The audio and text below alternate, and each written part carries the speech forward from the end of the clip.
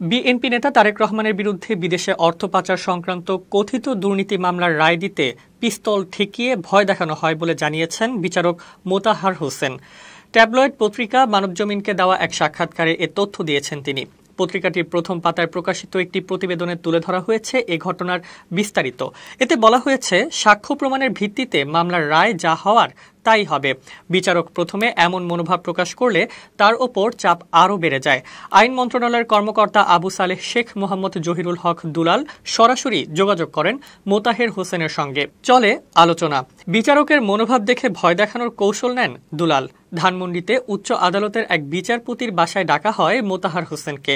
সেখানে উপস্থিত হন জহিরুল হক দুলাল, সঙ্গে কয়েকজন গোয়েন্দা কর্মকর্তা। কয়েকজন কোমরে পিস্তল গুজে সেখানে প্রবেশ করেন। বিচারক মোতাহার হোসেনকে বলা হয়, তারেক রহমানকে যে কোনো মূল্যে সাজা দিতে হবে। বিচারক তখন জানান, মামলায় সাক্ষ্য প্রমাণ নেই সাজা দেওয়ার মতো। এই মামলায় সাজা দেয়া আইনসম্মত হবে না। তখন দুলাল বিচারককে প্রাণনাশের ভয় দেখান। গোয়েন্দা কর্মকর্তারাও ভয়ের পরিবেশ তৈরি করেন। এক পর্যায়ে দুলাল বিচারককে বলেন, আপনাকে রায় লিখতে হবে না, আমি লিখে দিব, আপনি শুধু পড়বেন। পরে দুলাল রায় লিখে পাঠিয়েছিলেন বিচারকের বাসায়। বিচারক মোতাহার অবশ্য আদালতে জহিরুল হক দুলালের লিখে দেয়া রায় পড়েননি। তিনি নিজের লেখা রায় পড়ে তারেক রহমানকে অভিযোগ থেকে বেকসুর খালাস ঘোষণা করেছিলেন। 2013 সালের 17 নভেম্বর এই রায় ঘোষণা করেছিলেন তিনি।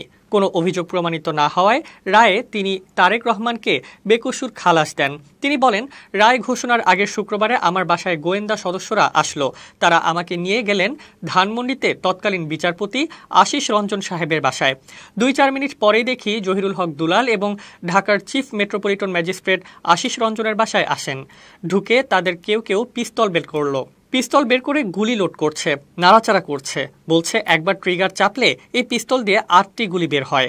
এসব করার কারণ ছিল আমাকে ভয় দেখানো। আমি ভীত সন্ত্রস্ত হয়ে পড়ি এবং বিচারপতিও ভয় পেয়ে যান।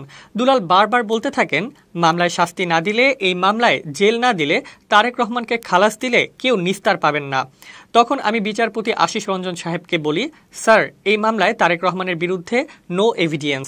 একজন সাক্ষীও সরকার পক্ষ ছাড়া তার বিরুদ্ধে নামও বলে নাই, তার নামই উচ্চারণ করে না। কোনো অভিযোগ দেয়া তো দূরের কথা, তার নাম নাই এভিডেন্সে। আমি কিভাবে পানিশমেন্ট দেব? তখন দুলাল জাস্টিস আশিস রঞ্জন সাহেবকে বললেন, স্যার, কি করা যায়? স্যার, আপনি রায় লিখে দেন, আমি দেখব। জাস্টিস সাহেব বললেন, না, আমি রায় লিখতে পারবো না। মোতাহার সাহেবের রায় মোতাহার সাহেব লিখবে। তখন জহিরুল হক দুলাল আমাকে বাসায় বসে রায় লিখতে বলেন। আমি বাসায় বসেই রায় লিখি। তারেক রহমানকে খালাস দেওয়ার রায় লিখি। রোববার সকালে জহিরুল হক গোয়েন্দা সংস্থার লোকদের মাধ্যমে আমার কাছে রায় লিখে পাঠান। রায়টা সহ গোয়েন্দা বাহিনীর লোকজন আমাকে বাসা থেকে কোর্টে নিয়ে যায়। কৌশলে আমি আমার লেখা রায়টাও সঙ্গে নেই।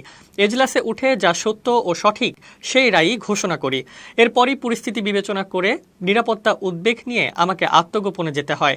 মানবজমিনের ওই প্রতিবেদনে আরও জানানো হয়েছে, এই রায় ঘোষণার পর মোতাহার হোসেন দেশের বাইরে চলে যান।